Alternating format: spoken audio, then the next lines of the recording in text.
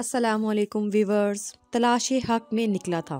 एक मुल्क का बादशाह बहुत रहमदिल और नेक था। वो रियाया के हक में बहुत अच्छा था। चुनाचे तमाम रियाया उससे बहुत मोहब्बत करती थी और उसे खूब दुआएं देती थी।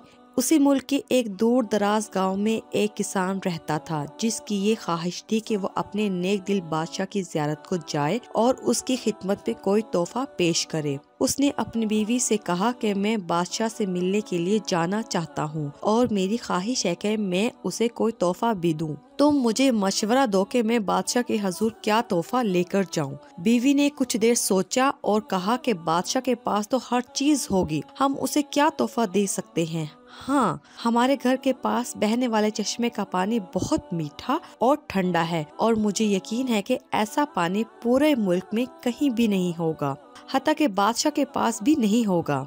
मेरा मशवरा है कि तुम बादशाह के लिए ये पानी ले जाओ। किसान को ये तजवीज बहुत पसंद आई और उसने अपने चश्मे से पानी के 2 घड़े भरे और अपने गधे पर लाद कर बादशाह से मुलाकात के लिए रवाना हो गया। कई हफ्तों के सफर के बाद किसान बादशाह के महल तक पहुंच गया और उससे मुलाकात की।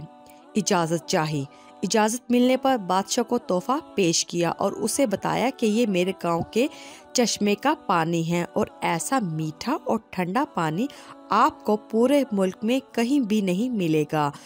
बादशाह के इशारे पर वजीर ने घड़े का ढक्कन उठाया तो कई हफ्तों की सफर की वजह से पानी में बदबू पैदा हो गई थी।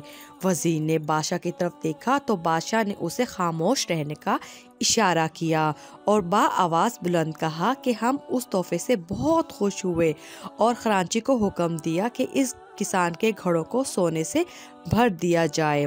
किसान बहुत खुश हुआ। बादशाह ने वजीर को बुलाकर चुपके से कहा कि पानी को गिरा देना और वापसी पर इस किसान को उस रास्ते से गुजारा जहां हमारे चश्मे हैं ताकि उसे इल्म हो कि हमारे पास पानी के कितने चश्मे हैं और उनका पानी कितना ठंडा और फरहत बख्श है।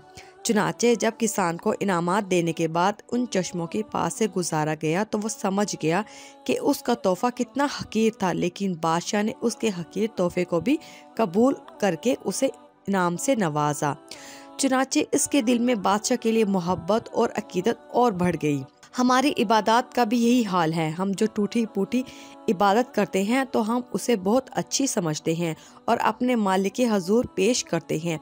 उनकी इबादत की हकीकत मालूम होने के बावजूद वो मालिक न सिर्फ हमारे इन इबादत को कबूल करता है बल्कि इनाम के तौर पर बेशबहा नेमतों से भी नवाजता है, हालांकि उसे हमारी इबादतों की ज़रूरत नहीं है। खालिक की कायनात की इबादत के लिए तो उसके लाखों करोड़ों फरिश्ते ही काफ़ी हैं। ज़रा सोचिए, अगर हम इन टूटी फूटी इबादतों को पेश करके उसकी नेमतें हासिल करने वाले भी ना रहें तो फिर दुनिया में हमारे जैसा बदनसीब भी कोई ना होगा। किस कदर दिलचस्प और अनोखी बात है कि अता करने वाली वो ज़ात अक़दस तो हर वक्त देने के लिए तैयार है, लेकिन हमारे पास ही लेने के लिए वक्त नहीं है। काश कि हमें इस बात की समझ आ जाए, वरना जब मरने के बाद समझ आएगी तो बहुत देर हो चुकी होगी। हमें अभी से सोचना होगा। अल्लाह पाक हम सबको 5 वक्त का नमाजी बनाए, नेक हदायत अता फरमाए। आमीन सुम्मा आमीन। हमारी वीडियो को लाइक कीजिए, शेयर कीजिए और हमारे चैनल को सब्सक्राइब ज़रूर कीजिए। शुक्रिया।